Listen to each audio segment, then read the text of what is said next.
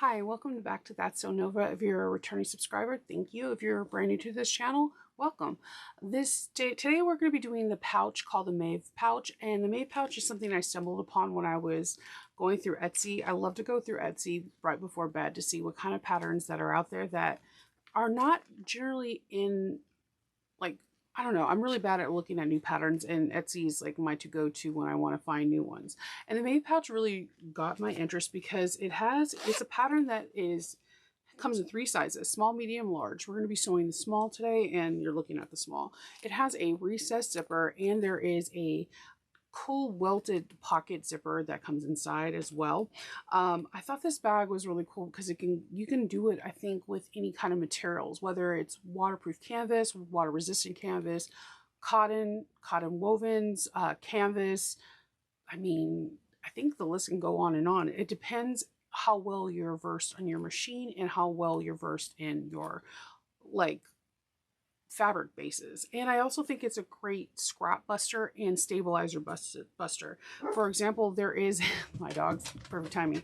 There is a optional like base bottom, and I used in both my examples foam because I have a lot of scraps of foam and I hate wasting it because foams can be kind of expensive at times, and I do use it in different parts like backing a rivet or stabilizing, like stabilizing just like rivets and just like D-rings and things like that. But sometimes you have bigger pieces, and I think this is a great place to have it. And for a pouch, I think having foam is a necessity because if you put glasses or something that has like a fragile bottle or whatever, it's a great form of protection. So I think this bag is awesome. And if you would like to learn how to make the Maeve Pouch with me today, we're going to get started. And if you would like to buy the pattern, I'll have the information in the description box. There's no affiliation links. All the fabrics I'm using today, again, I'm going to be using cotton canvas, cotton woven fabrics from Camelot Fabrics, and I'm going to be on my machine, the Juki 5550N. I had to look at the machine, the Juki 5550N, and as well as I'm using a Mon thread from Tex.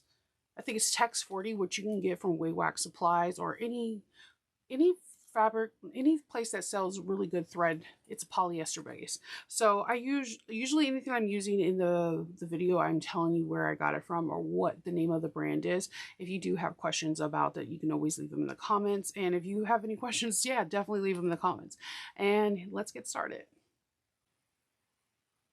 All right, so we're making the Maeve Pouch, and this is from LBG Studios. I got permission to make this tutorial. I made one, and this bag is adorable. If you have a large fabric stash or just a large stash of anything, because I think this bag could be made with wax canvas, waterproof canvas, water resistant, vinyl, cork. I think it could be made with a little bit of everything, but I made this first one with some really cute cotton fabric that I had, and I used just regular canvas on the bottom.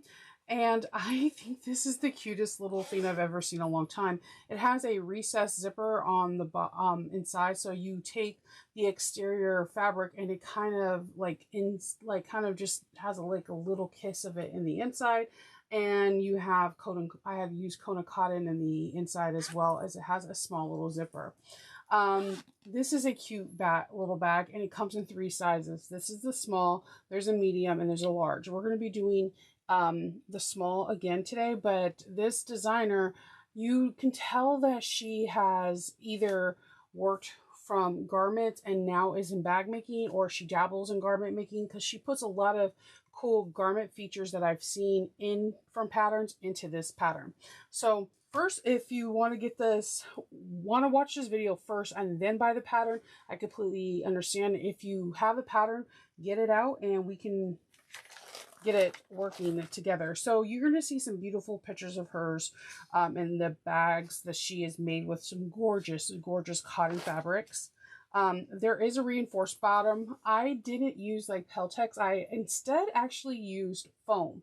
One, because I like when I'm using cotton to turn it out with foam, because it's easier to birth, especially if you have something with your hands, like if you have arthritis or you have carpal tunnel.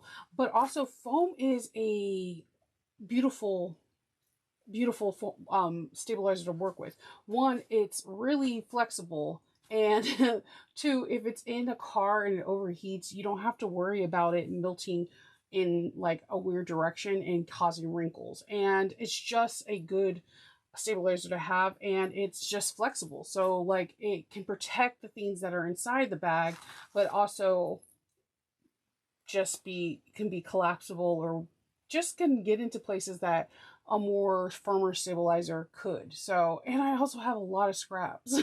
So I can't stress this enough. I feel like whatever you have on the bottom that you want to use as a stabilizer, go for it. If you have scraps of like Bouncy Firm, Decaville Heavy, scraps of, 808, whatever you have, use it. Like, utilize it to your fullest extent. Use those scraps so they're not going to waste. Okay.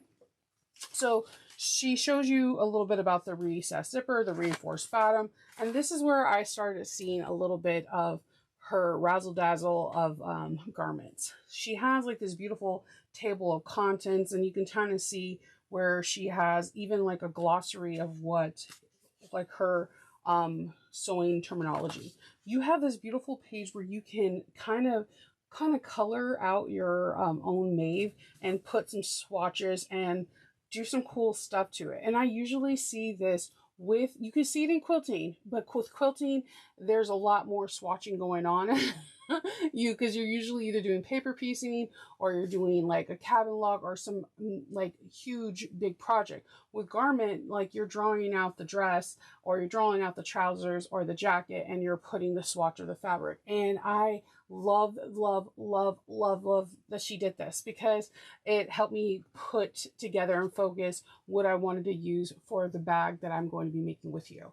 So I think this is an awesome project planning thing, and I actually think that if you're going to be making a lot of these, print out this page for like every bag that you make, and it can help you. If you're like me, that you look at your fabric wall and you're just stuck, this might be able to assist you, because it helped me out, and I think I picked out fabrics faster because I had this page, and I appreciate that the designer thought about that. Okay, so then she has what the approximate finished measurements are, and then she tells you how much fabric you need, which I again appreciate. Then she goes over the supply list, and I'm not going to show too much because these are the dimensions and whatnot, and I do not want to give anything away. She gives you also the cut, like the cut list, and even how you can cut it, fussy cut it with regular fabrics that you are using. So we're going to go ahead and we're going to start grabbing it. We're going to start from the very beginning, and where we're going to start is on page 15. Now, I'm going to follow along with the pattern. There might be little things that I do different, but essentially I'm following the design and the instructions of what the designer wants on the pattern. So keep in mind, I'll refer to this bag to show you where we're going to be going next to on each one. We're going to be making the zipper. So we're going to be taking the main zipper prep. This is on page 15, and we are going to be folding this in half on each other, on itself. So you could take a little bit of glue if you want. You can take Elmer's glue, whatever glue you have.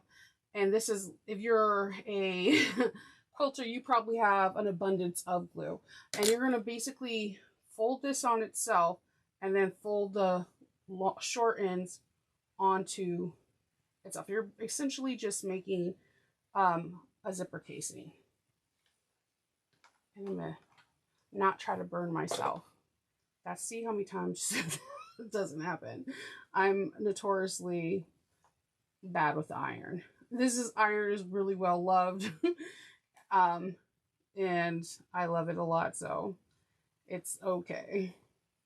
It's not pristine, I'm sorry, because I use it a lot when I'm sewing. So I'm just going to fold it again on itself and just kind of give it a nice firm press. If I wasn't on camera, I usually use a tailor clap right on top of it, so that way it can really absorb the heat from not only the wool mat, but the wood piece. Like, really, it just absorbs that heat. Then I'm going to take my my zipper and notice the way that the zipper is going. I want the zipper pull to be away from this side, so the zipper pull is going away, and I'm going to place this inside. We're going to sew across this. And we're just going to sew across that using 1/8 of an inch. You might want to use a smaller stitch length. I'm using a 2.5. I'm on a Juki 5550N, and I have a needle 9014N.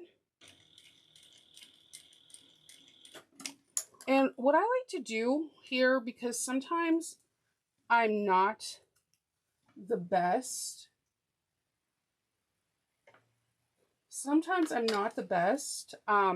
If this area is just a little like, I don't think I got all the stitches, I will just check around on the back. If it did hit, then I don't have nothing to worry. But if I somehow missed it, then I'll go around it one more time just to make sure. But it did hit, so everything's all good. Everything's okay. So then we're just going to trim off the excess tabs on the sides, making sure we do not hit the zipper. Okay, throw those tabs aside, and we're going to just leave it on the side.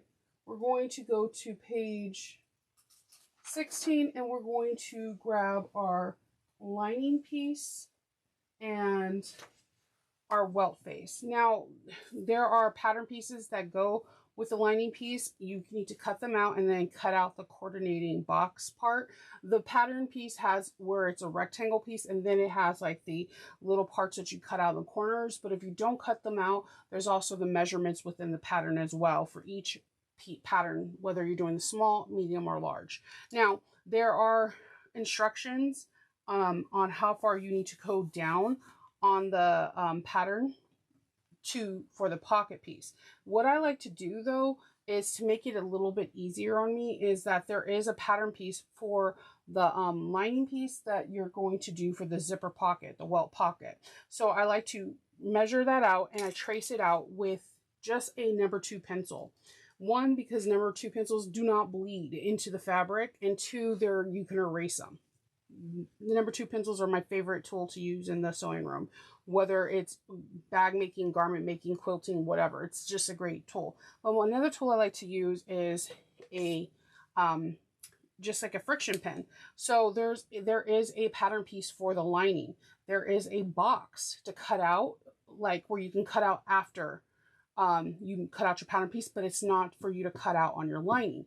What I like to do is I like to draw the little lines at where these pieces are supposed to line up. Therefore, I don't really have to figure out where this box has to go. So see how I have a line right here and a line right here. What I'm going to do is, because this doesn't have any interfacing, it's quite see-through. I'm going to match up this line and then place a pin, and then match up this line. And they should match up perfectly because you cut out everything perfectly.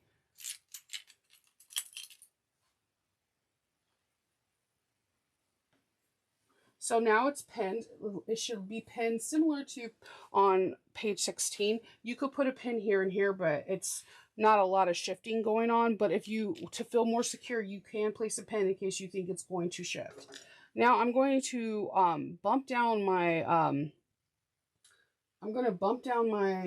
my stitches to like a 2.5, and sometimes I even bump it down to a 2. I know that sounds a little intense, but when it comes down to cotton, I notice the lower the stitch, the better it is. I'm using a 40 weight polyester thread, which is from Amon. You can get it at Wawak. And this polyester thread is one of my favorite threads to work with on cotton because it shrinks. Now, I don't have the needle down, needle up position, so right when I get to the corner, I'm going to put this needle down in that corner mark that I drew.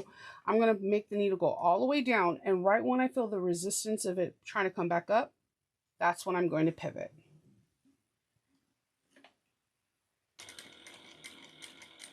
And do it again.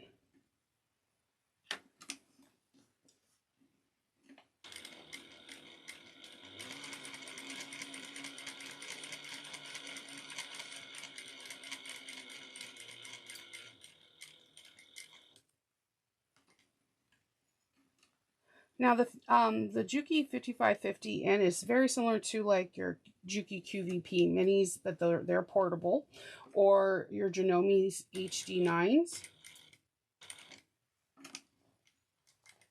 Except the only thing is mine is not portable, and it just has an industrial motor. But I can switch out the feet, the throat plates to work on garments and lighter materials as well. I love this little machine, because it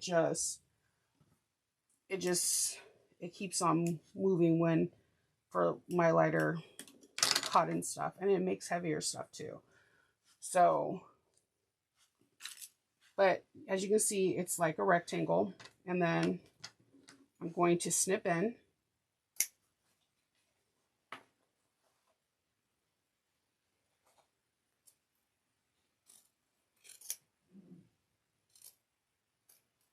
All right, and we're going to get close to that corner, but not cut in the stitches. Now, if that's say by chance you accidentally sneeze and you cut into the stitches, we're going to say sneeze, but you sneezed, okay? That's why you accidentally did it. You could just go around it, the whole box over at 1/8 of an inch, and you'll be fine. There's always room for some wiggle room. Sharper scissors work better. All right. So this is where like the magic of that pen being heat, like, so you can still see the green probably, but that's where the magic of that heat pen disappearing ink comes in, because when I iron this into place, which I'm ironing the both sides, all 4 sides, to kind of fold in on itself. I'm also shrinking the threads while this is happening, because when you iron the threads, you're kind of like sealing them in. You won't see it on the other side, and it will work out fine. I have thread all over this mat. Just bear with me. Just know that it's well loved. I'm just going to pull this nice and taut, and we're just going to press it.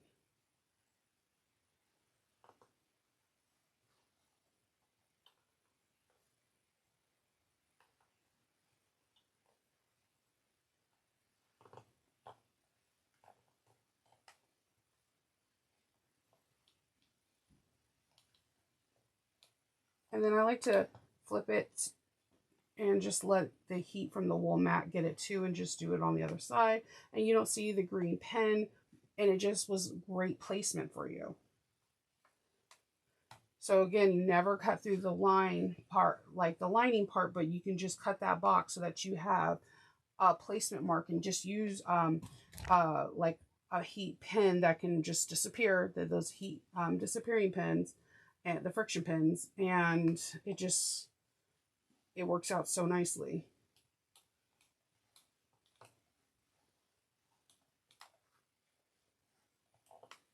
All right.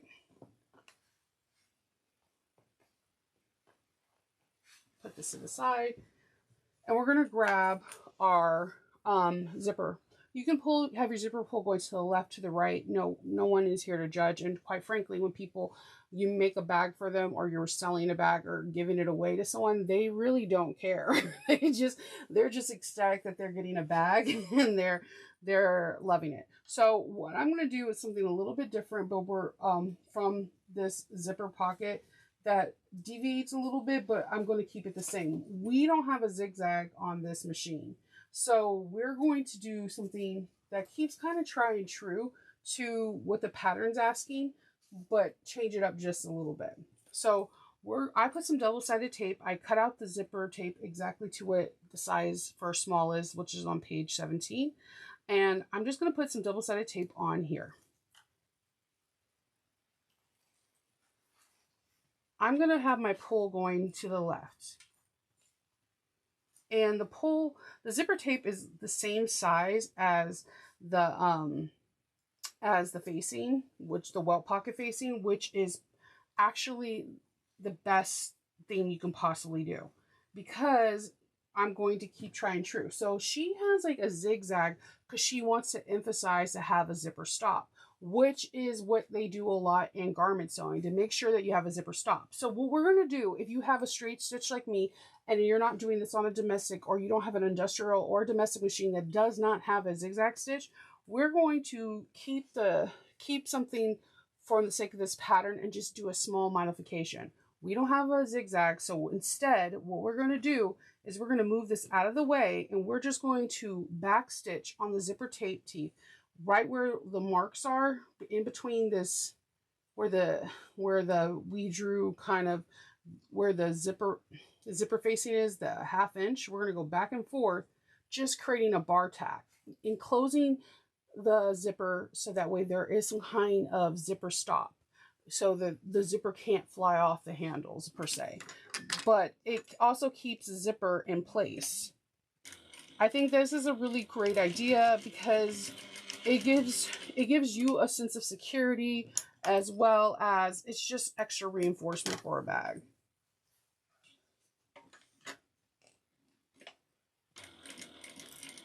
And we're just going back and forth.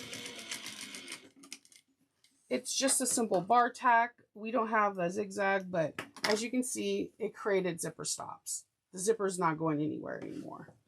All right, so we have this. Now let's get our lining. We're going to grab some double-sided tape, or you can do your glue stick that goes over the tape if you wish as well. You can just grab some glue. I don't think this is a glue stick. And I don't have a glue stick, I don't think, but that's why we do some double-sided tape. I thought I had a glue stick near me, but maybe I don't. I usually have like the ginormous one. I try to keep like the little stick one, but it's probably with my quilting stuff.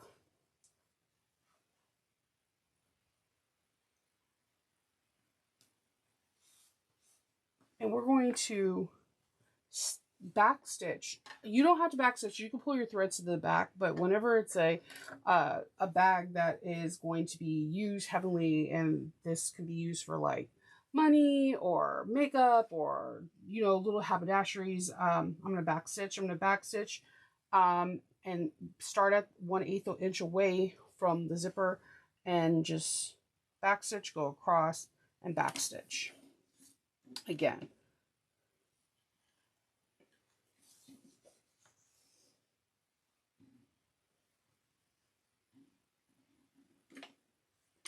I like back stitching on these things because whenever there's a zipper, I just feel like you need to back stitch.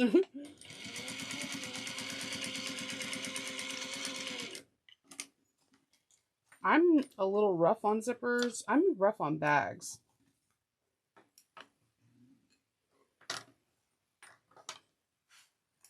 All right. So this part is pretty cool. Let's not cut the fabric, Shinova.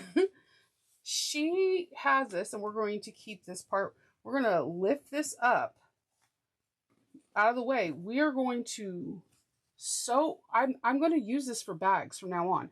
We're going to sew down this lining to this part of the interfacing, but not sewing it on here. So we're going to move this out of the way, because sometimes what we do is we take double-sided tape and we just tape this down and go up. But this designer has you sewing this down, this onto the facing, the welt pocket. So I'm going to move this out of the way. I'm moving the lining out of the way and just sewing it onto the welt pocket, 1/8 inch. I think this is genius. I never would have thought of this, and I think this is super creative. Make sure your zipper pulls out of the way. And it's one way to ensure that your pocket lining stays down. And let me just show you what it looks like again. So see how nothing's sewn on the back? It's sewn through these two layers. instead of putting double-sided tape. I think this is genius.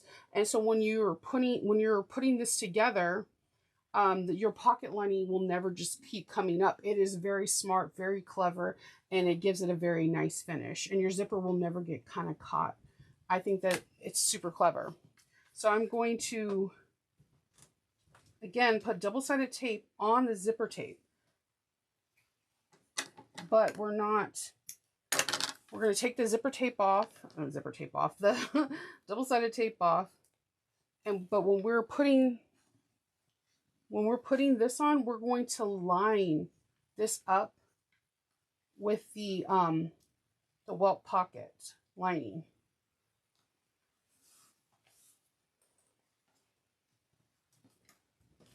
We're going to go up, across, and down.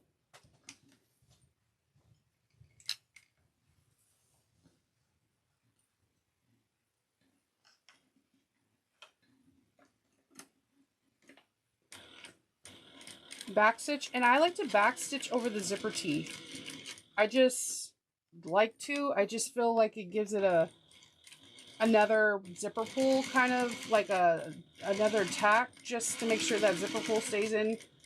Again, I know everyone's not as heavy-handed with bags as me, but there are little Schnovas people out there that are like ripping the bag. All right, and then we're going to close off the pocket. We're going to sew this down at 1/4 of an inch.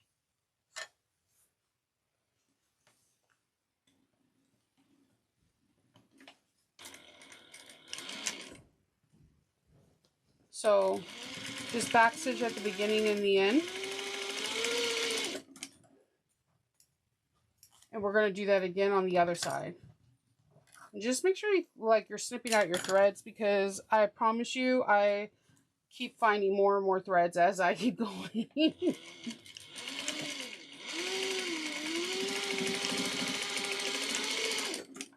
All right.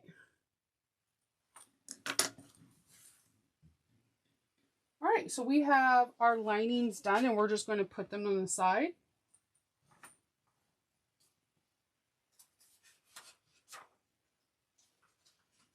So we're going to do some prep work real quick for our exterior.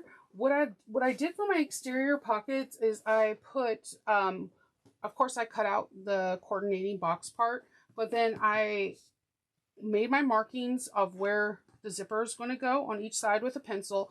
And then I wanted to make sure that we have this nice recessed part, like kind of pre-ironed, so that it's easier for it to fall into place. So there are marks. There's a measurement that she gives you where to pre-iron it. And I always think it's easier to double it and draw it on the back. So for instance, if it is, 3/4 of an inch, you draw 1.5 inch down, and then you fold it, and it's that 3/4 of an inch. So it's easier for my brain to function that way. I don't know if that will help anybody, but if it's 1 inch, you draw a 2-inch mark, so on and so forth. And then it just helps keep things in place. Also, if you're using the fusible fleece, make sure that when you're using this fusible fleece, that you are spritzing it with water and putting it in, like ironing it on dry. It works better. It'll adhere better with, like damp, with like the fleece being damp, and then there's like a steaming situation.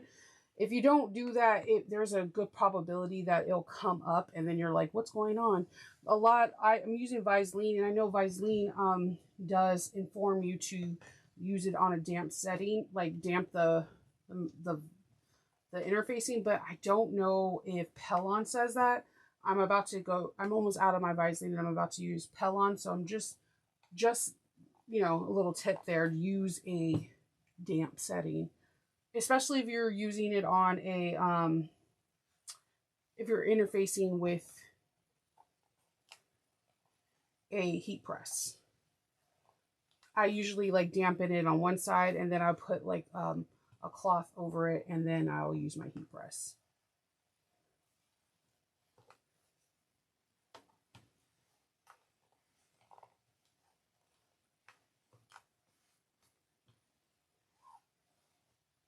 All right. So I gave it a good press. And now we're going to put the two exteriors and throw away more threads, bottoms together. And we're going to sew with a 1/4 of an inch seam allowance.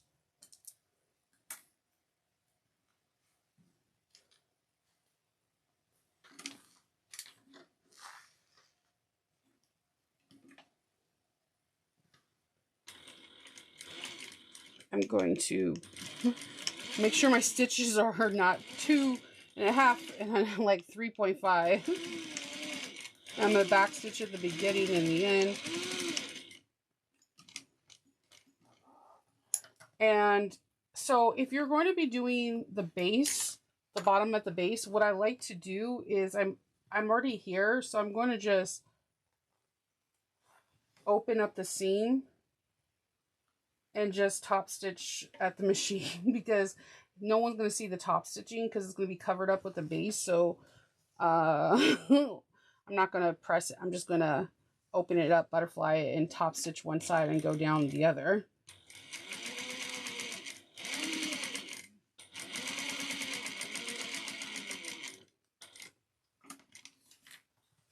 No, if you're going to not do the base, then top stitch it from the right side so that way it looks pretty. But if you're going to use the base like I have here that's covered with now string, I'm going to have to lint roll with all my life, then yeah, don't do that. But I'm going to be using a base. All right, so we have that.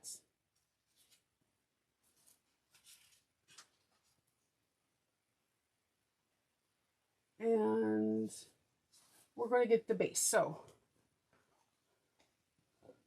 it's taking everything for me not to sing Megan Trainor's song. Like, you have no idea. I want to sing it so bad. Like, every time I say base. And I know I can't. Because you'll be like, Shinova, singing is not your forte. And I'm like, I know, but I love singing. So I'm going to be drawing, you have to fold this in a 1/2 inch. So again, to help me out, I'm going to draw like 1 inch and then fold it in a 1/2 inch.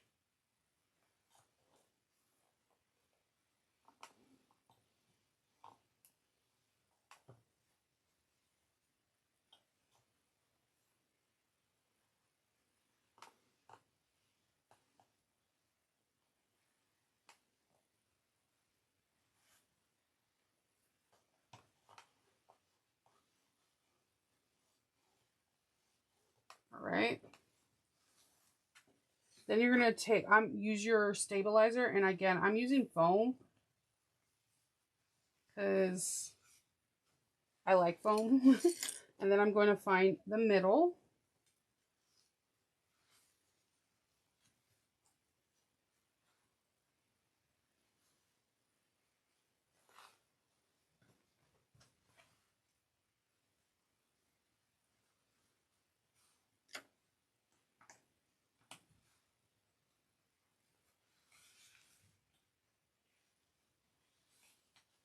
I want to make sure this sticks really well. You could put double-sided tape.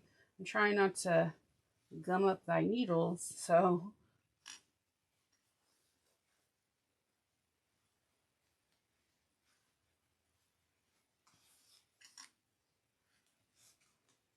But you could put double-sided tape on.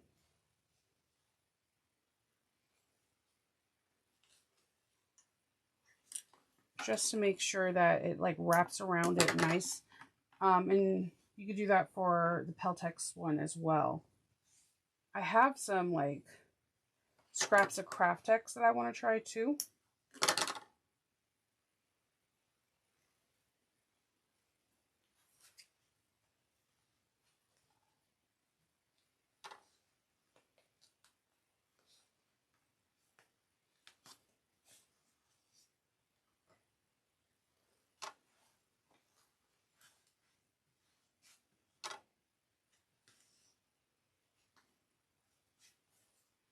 There we go.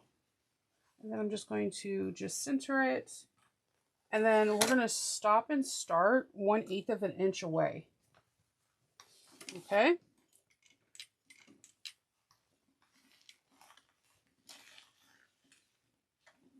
Make sure you back stitch at every stopping and starting. And what I like also about foam is that it compresses.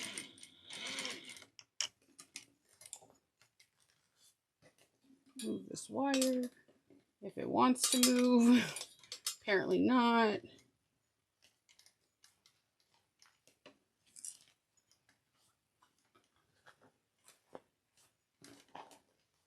Okay.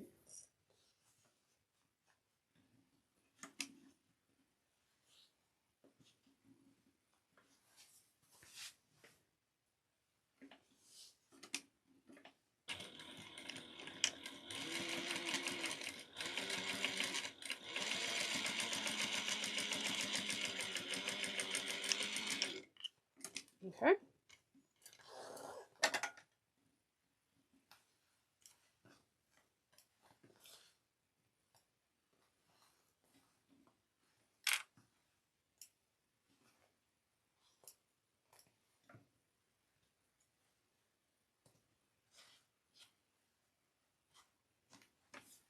Okay. And then we're going to follow on page 23. We're just going to snip the corners.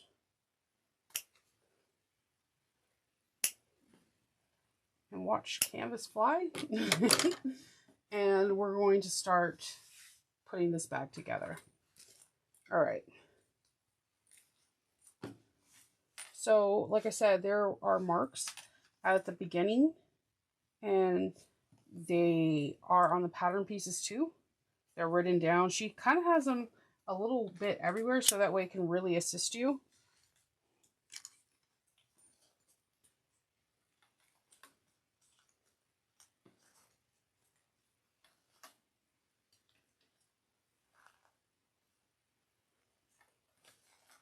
And we're going to just kind of curve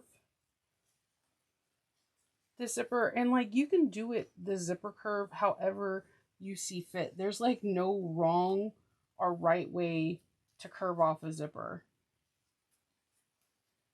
Everyone has their own personal preferences on it, so I'm going to go ahead and base this one in place.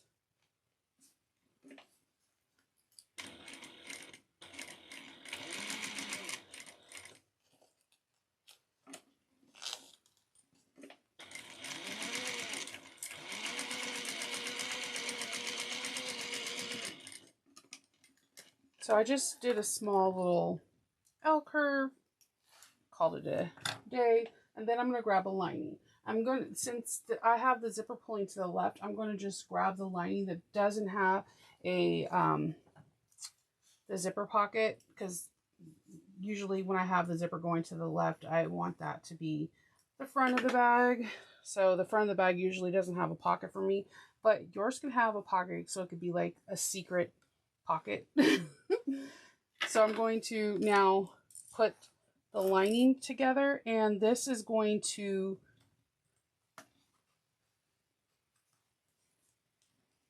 be sewn with 1/4 of an inch.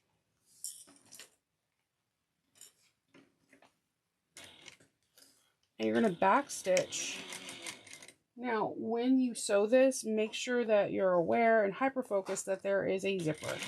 And that if, when you get to the zipper, put your needle in the needle down position, move the zipper out of the way, and then continue. I know it's really easy to be like, oh, the zipper's out of the way. I'll just sew around it. That's how you get that weird bubble. Sometimes you get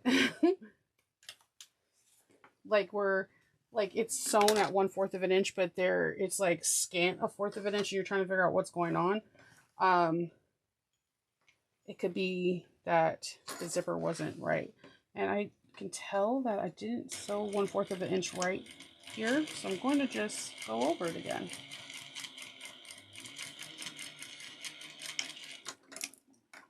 Yeah, look like it's a huge difference. All right. So we're going to pull this down and see this. I'm just going to pull this down and we're going to top stitch only on the lining, not on the interior. 1/8 of an inch.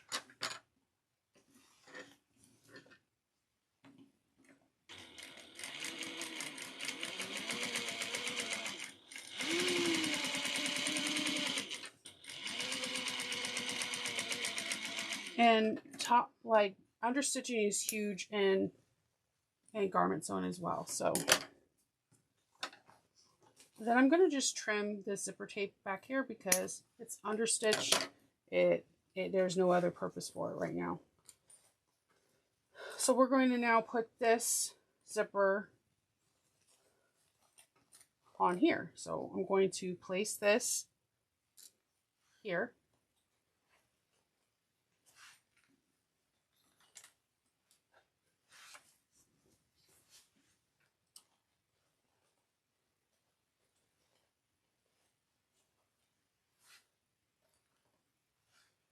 And then we're going to kind of unzip this, and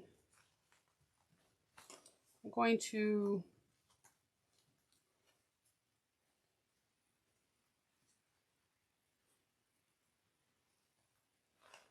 kind of make this an L.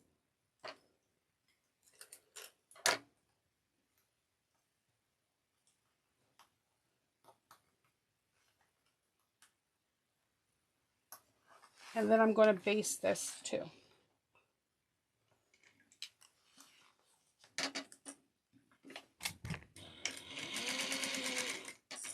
I know it's usually harder to do the second one. This is why I think basting is so important, because sometimes we can maybe get a little overzealous and think that, oh, we did the first side right.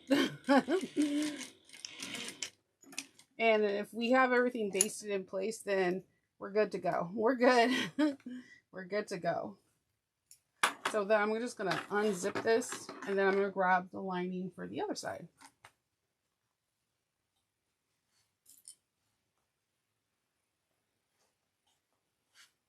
We're almost done, guys. This is a fun little project, and if you need something to get your sojo back, I think this is a great project to do, because you feel like you did more than a pouch, and it's such a cute thing to give to someone or just have for yourself. Make a set of all three.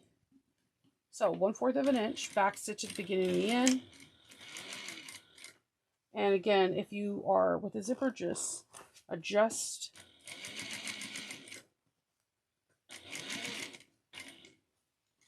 Just going to put the needle down and adjust the zipper to go back.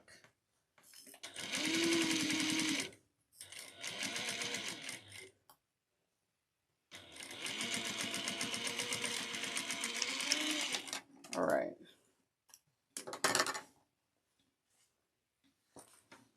So we're going to, again, understitch. You just have to open it up only on the lining. 1/8 of an inch.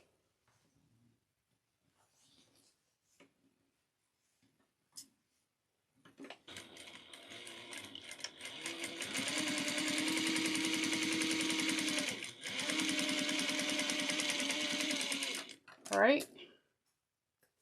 Just trim off that tail. All right. Let's start with the final construction. So you want to put the lines with the lines, like you the lines with the lines. You get what I'm saying? You want to align everything as best as you can. Sometimes this is where I tell people, like, this is where double tape can shine, because you can just take a little piece, especially like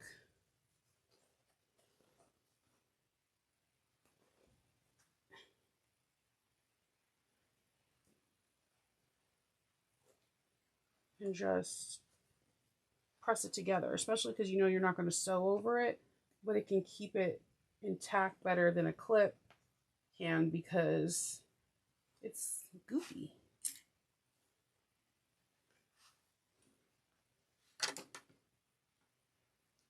I know some people would staple, but this is cotton, so I wouldn't staple it.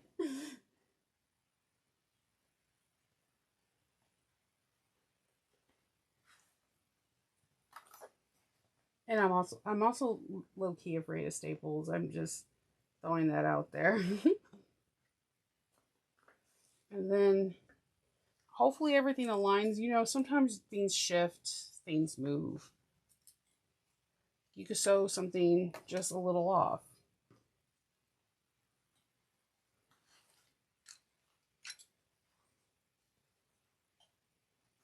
You have a million threads like I do. I don't know.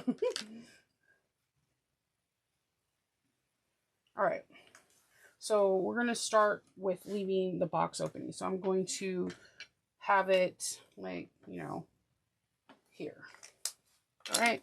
So we're going to do 1/4 of an inch. We're going to back stitch the beginning in and of every line.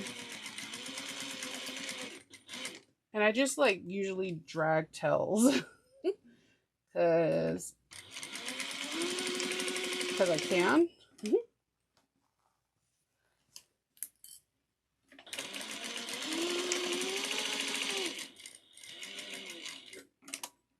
And when it comes like to seams like this, I don't know why I backstitch over them. Don't ask. It's weird. I know.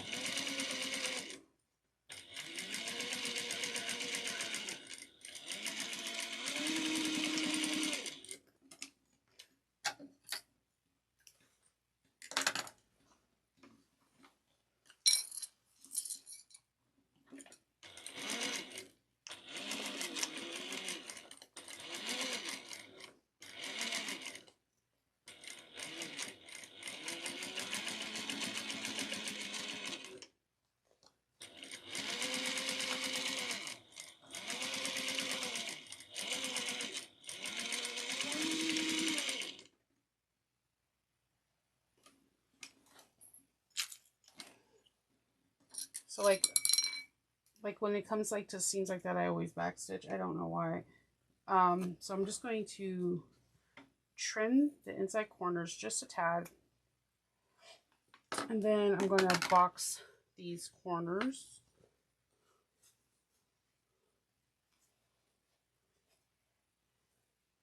And opening up these seams.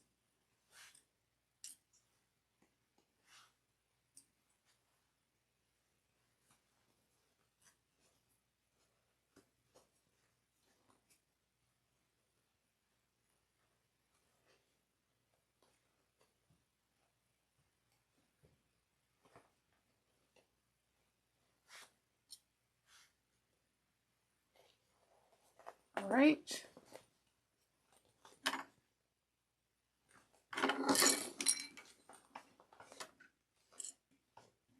One-fourth of an inch. I like to sew off and back on.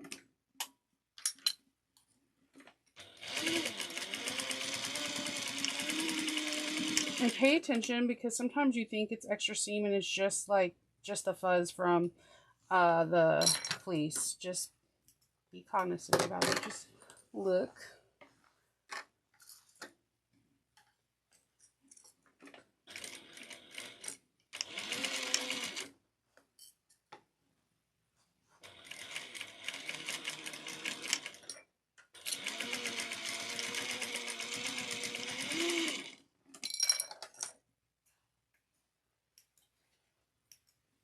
Okay.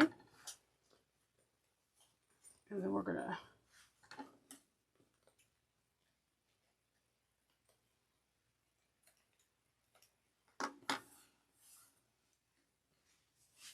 let's box these real quick.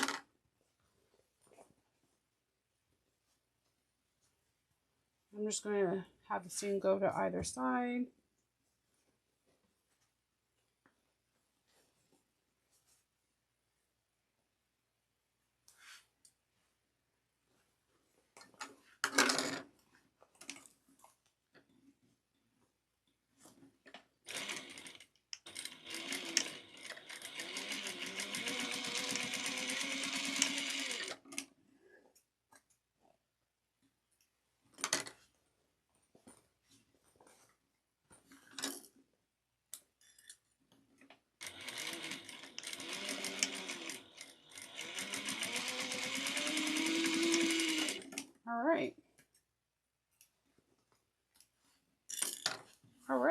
threads be gone.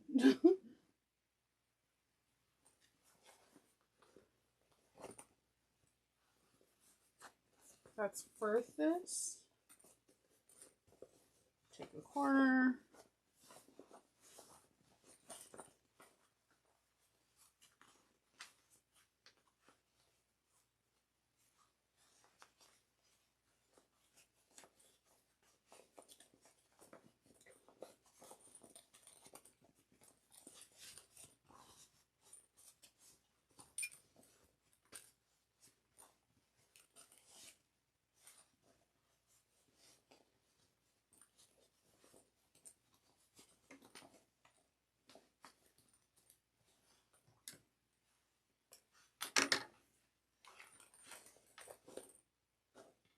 Goodness gracious.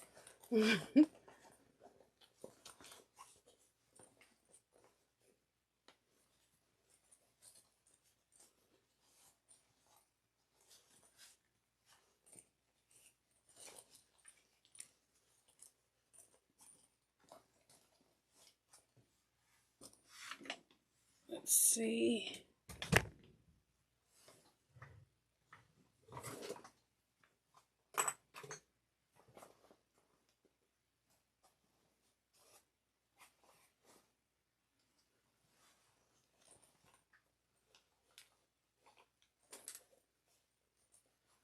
Idealistically, you would use a ham and not your hand.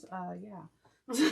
So when you have it out, it's going to, the reason why I'm telling you to iron, so to iron that crease very well is because you're going to see that crease. When you have it out like this and you have that crease, you're going to see that this is going to be poking out. From that crease that we created, you're going to fold it down.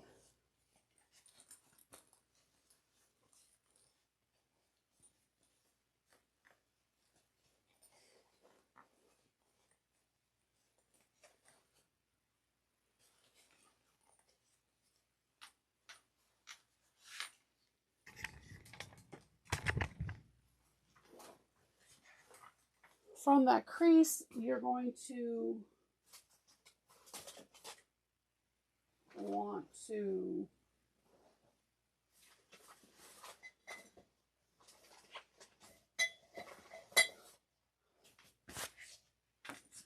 I'm looking for something that to tell you not to press it out. You're going to want to press it if you're using cotton.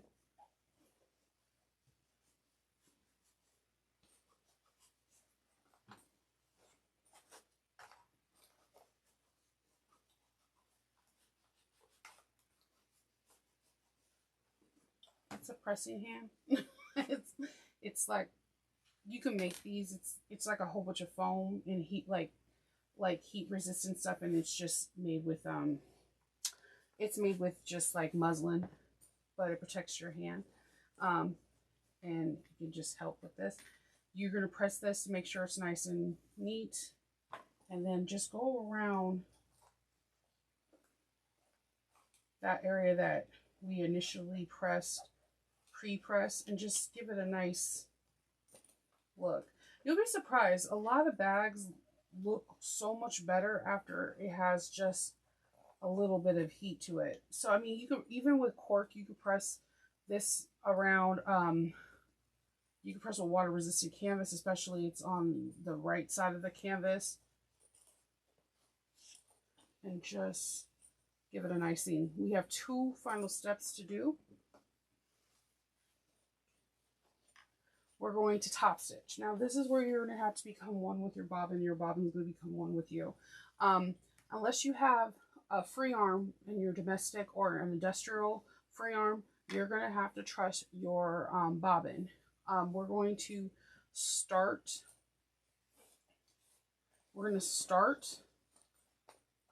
I'm trying to just pull down the lining. I like to start in the tighter spot, so that way I feel like as a reward it's coming a little bit looser. We're going to start in here, and we're going to stitch all the way around and come back, and I'm going to back stitch in the seam too, because it's less noticeable at that time too. You can choose your stitch preference. I like to stitch at a 3.5 when I'm working with cotton, sometimes a 4. I'm going to zip it up just a little bit. I'm going to feed it into my machine, and I'm not trying to like over manipulate it because it can make the stitching go a little bit wonky. You also can hide your tails in cotton because you can take a needle and thread and pull it out, and before you close the lining, pull it to the back if you want to do that.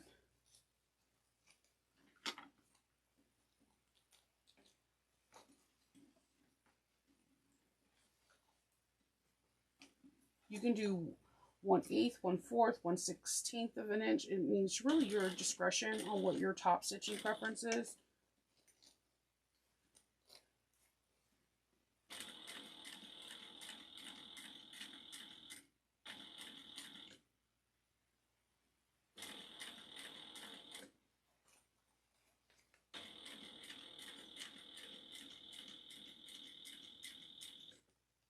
Just remember to breathe.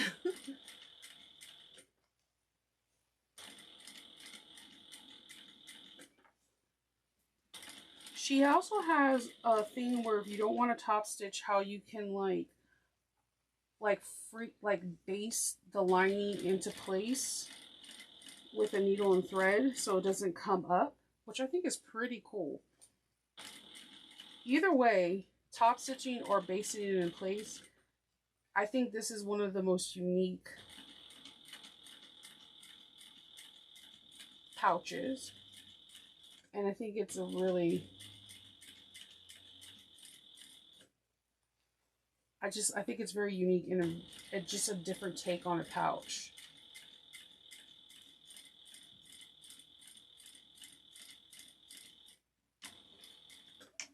All right, before I give it its final press, I'm going to take the lining out and close it. So I like to take all the corners. So I press it out.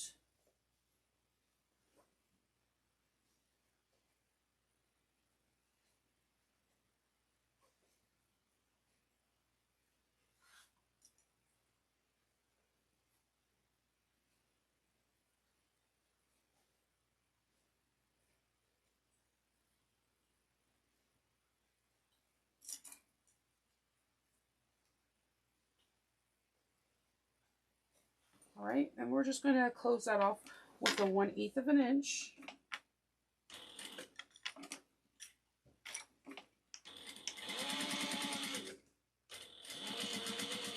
You can hand sew it too, like with a ladder lock or whatever your closing preference is to an invisible stitch.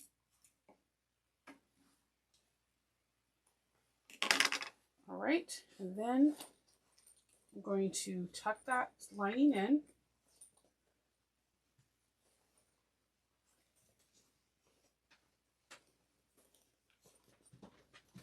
And then I'm just going to put my hand mitt on and then just give it a good press.